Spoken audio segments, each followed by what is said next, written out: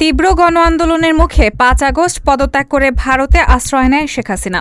সরকার প্রধান হিসেবে দীর্ঘ ১৬ বছর দেশ শাসন করেছেন তিনি। তবে মাত্র ৪৫ মিনিটের মধ্যে তার শাসনের অবসান ঘটিয়ে ছোট বোন রেহানাকে নিয়ে দেশ ছেড়ে পালিয়ে ভারতে যেতে বাধ্য হন সাবেক প্রধানমন্ত্রী শেখ হাসিনা। তখন দিল্লির কাছে গাজিয়াবাদের হিন্দুন বায়ুসেনা ঘাঁটিতেই রয়েছেন বাংলাদেশের সদ্য প্রাক্তন প্রধানমন্ত্রী। জানা যায়, হাতে নামমাত্র সময় পাওয়ায় আসার সময় জামা কাপড়, নিত্য ব্যবহৃত জিনিসপত্র কিছুই নিয়ে যেতে পারেননি কেউ। দিল্লির একটি সূত্র বলছে, গাজিয়াবাদের হিন্দন বায়ুসেনা ঘাঁটিতে একটি শপিং মলে নিজের এবং বোনের প্রয়োজনীয় জিনিসপত্র কিনতে যান হাসিনা। জামা কাপড়ের পাশাপাশি অন্যান্য জিনিসও কেনেন হাসিনা ও তার সহযোগীরা।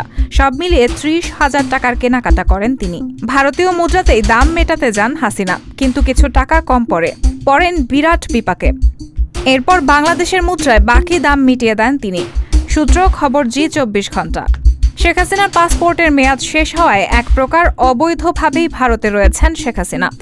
তবে শেখ রেহানা ব্রিটেনের নাগরিক। রেহানার কন্যা টিউলিপ সেখানকার মন্ত্রীও। কিন্তু ব্রিটেনের অভিবাসন আইন অনুযায়ী ব্রিটেনে পা রাখতে পারছেন না হাসিনা। ভারতে কতদিন এভাবে থাকবে শেখ হাসিনা তা নিয়ে এখনও চলছে আলোচনা। রেহানা মুন, সবার কথা।